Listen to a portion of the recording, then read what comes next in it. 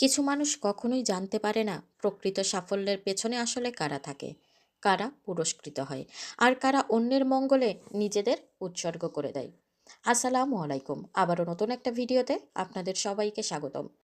এক কৃষকের শখ বিভিন্ন জাতের ঘোড়া সংগ্রহ করা। তার সংগ্রহ সম্পন্ন করতে এখন শুধু এক ধরনের ঘোড়ার প্রয়োজন, যেটা তার প্রতিবেশীর কাছেই রয়েছে।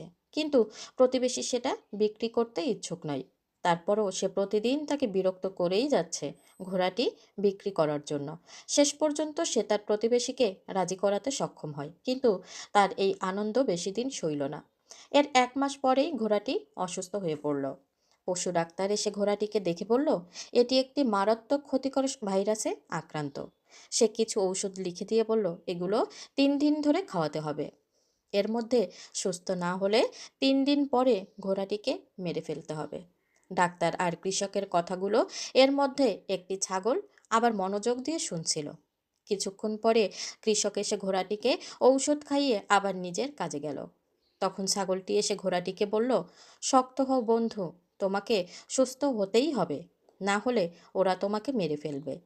দ্বিতীয় দিনও কৃষক ঘোড়াটিকে ঔষধ খাইয়ে যাওয়ার পর ছাগলটি ঘোড়াটিকে বলল, উঠো বন্ধু, তোমাকে কষ্ট করে হলেও হাঁটতে হবে, এসো আমি তোমাকে সাহায্য করছি। তৃতীয় দিন কৃষকের সঙ্গে আবার সেই পশু ডাক্তার এলো। ঔষধ খাওয়ানোর পরে ডাক্তার বলতে লাগলো, না, আর কিছু করার নেই, কালকে ঘোড়াটিকে মেরে ফেলতেই হবে, না হলে তোমার অন্য ঘোড়াগুলো সংক্রমিত হতে পারে। কোনো সুযোগ নেওয়া ঠিক হবে না। কৃষকও নিরুপায় হয়ে তাতে সায় দিল। এবার তারা চলে যাওয়ার পর ছাগলটি এসে ঘোড়াটিকে বলল, আজকেই শেষ সুযোগ বন্ধু, উঠে দাঁড়াও, তোমাকে পারতেই হবে, দৌড়াতে হবে। এই তো, এই তো হচ্ছে, তুমি পেরেছ, আর একটু, চমৎকার, তুমি পারবেই। অবশেষে ঘোড়াটি দৌড়াতে শুরু করলো। এমন সময় হঠাৎ কৃষক এসে দেখতে পেল ঘোড়াটি দৌড়াচ্ছে। সে আনন্দে আত্মহারা হয়ে বলতে লাগলো, অবিশ্বাস্য, আমার ঘোড়া সুস্থ হয়ে গেছে। সবাই কোথায়? এই আনন্দে আজকে পার্টি হবে। এই কে আছিস? ছাগলটাকে জবাই কর।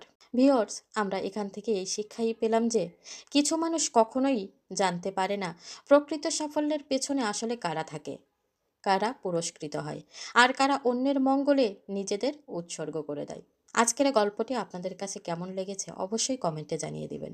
আবারও নতুন একটা ভিডিও দেখার আমন্ত্রণ জানিয়ে আজকের মতো এখানেই শেষ করছি। আল্লাহ হাফেজ।